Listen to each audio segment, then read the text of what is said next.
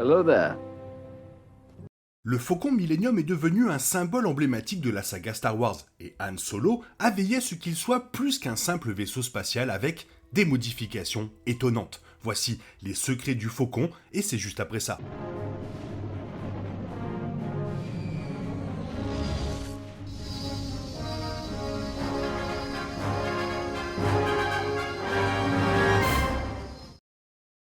Depuis sa première introduction en tant que ticket de Luke Skywalker et Obi-Wan Kenobi hors de Tatooine, alors qu'ils se précipitent pour sauver la princesse Leia, le Faucon Millennium est devenu aussi reconnaissable que n'importe quel personnage de la franchise. Piloté à l'origine par Han Solo, un contrebandier audacieux au cœur d'or, la chronologie du Faucon est celle qui distingue le navire de tous les navires, bien qu'il ait été considéré comme indésirable à plusieurs reprises au fil des ans. Le Faucon avait déjà eu plusieurs propriétaires au moment où il est tombé en possession de Han, et chacun avait apporté ses propres modifications. Han est cependant allé plus loin que la plupart des autres, apportant de nombreuses modifications clés pour améliorer les performances du vaisseau et le rendre remarquablement formidable. Et on commence avec les défenses. En tant que contrebandier, Han Solo aurait habituellement des ennuis avec les autorités de l'Empire. Pour contourner tout le danger qui entourait constamment ses exploits, Han fit ajouter de nombreux mécanismes de défense au Faucon, dont certains étaient considérés comme tout à fait illicites pour les civils à bord de leur vaisseau spatial personnel.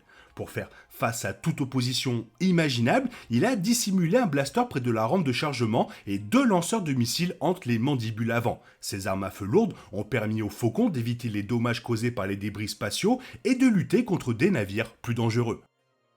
Ce qui nous amène au blindage. Le blindage du vaisseau semble différent à certains endroits. Et il y a une raison, la majeure partie de la coque du navire avait été remplacée, notamment par du duraillage, ou un blindage militaire récupéré sur d'autres navires, y compris un croiseur impérial abandonné. Cette armure signifiait que Han était libre d'effectuer des manœuvres risquées et même de voler à travers des champs d'astéroïdes. Pourtant, les astuces de Han ne se déroulent pas toujours comme il avait prévu, et le revêtement extérieur renforcé du Faucon est souvent la seule raison pour laquelle il vit toujours pour voler un autre jour. Et on continue sur les générateurs de boucliers. De nombreux vaisseaux spatiaux ont des boucliers, mais Han Solo a poussé les choses à un autre niveau. En faisant appel à l'un de ses contacts de contrebande, Han a pu mettre la main sur un ensemble de générateurs de boucliers avancés de qualité navire de guerre, probablement par des moyens qui n'étaient pas légaux. Les lasers ordinaires étaient donc facilement déviés. Il s'agit d'une modification pratique pour un navire qui se retrouve habituellement dans des batailles contre des navires conçus pour la guerre. Les boucliers sont l'une des principales raisons pour lesquelles le Faucon a pu plonger dans la 2e étoile de la mort et faire exploser son réacteur. Ce qui nous amène aux capteurs avancés. N'étant pas du genre à faire les choses à moitié, Han a également amélioré d'autres aspects de son vaisseau bien-aimé. Comme l'explique Bug the Millennium Falcon, Han a amélioré les capteurs du vaisseau avec un rectenna de qualité militaire relié à un puissant ordinateur Fabritech ANQ51. Han pouvait l'utiliser pour recharger des menaces potentielles, les identifiant bien avant qu'il ne repère le Faucon. Il y avait aussi un système IFF de contrebandiers. À l'époque de l'Empire Galactique, le système d'identification d'amis ou d'ennemis servait à diffuser l'identité de chaque vaisseau aux autres autour de lui. Naturellement, il était illégal d'envoyer de faux codes de transpondeur IFF. Cela n'a pas empêché les contrebandiers comme Han Solo qui a installé un système IFF dans le Faucon contenant différents pseudonymes que le navire pouvait utiliser s'il était un jour arrêté par l'Empire.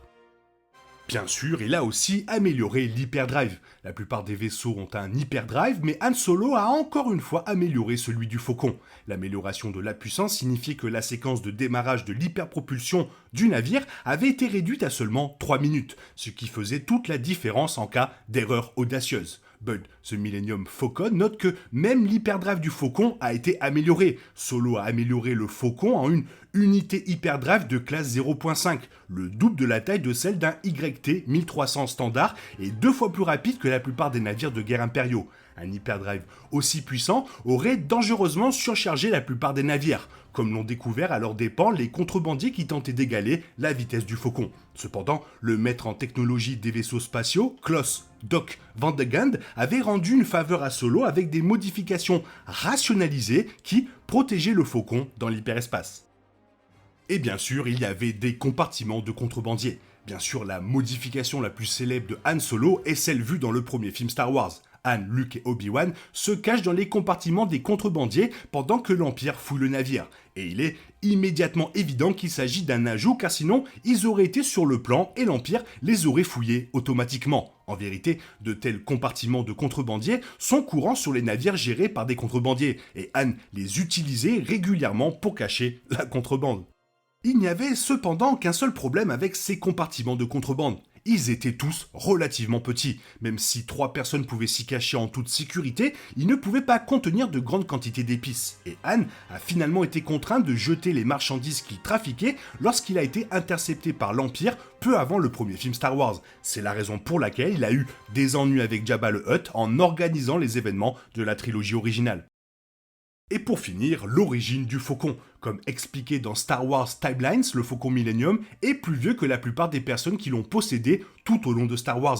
Le livre explique que le faucon a été construit en 56 BBY, près de 6 décennies avant que le navire ne soit vital pour la destruction de l'étoile de la mort dans Un Nouvel Espoir. Toutefois, une chose que Star Wars Timelines ne divulgue pas, c'est quand spécifiquement Lando Calrissian est venu à posséder le faucon. Solo sait qu'il possède le navire vers 10 BBY, ce qui signifie que quelque part dans les 46 années entre sa construction et le film, Lando est devenu le propriétaire du faucon.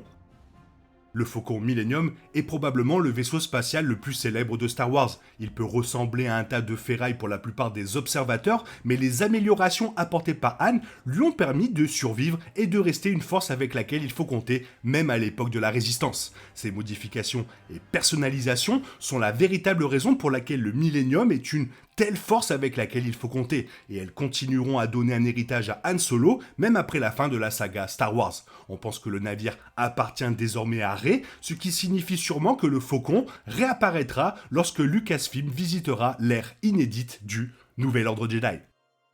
Voilà, ça faisait un moment que je voulais faire une vidéo sur ce fameux vaisseau Faucon Millennium. Chose faite, toi, qu'est-ce que tu as à dire sur cette vidéo et si tu as quelque chose à rajouter, n'hésite pas à me le faire savoir dans la zone commentaire. Sinon, il est temps pour toi de reprendre le cours normal de ta vie. Bien sûr, on se retrouve demain pour une nouvelle vidéo. Bisous bisous, bye bye.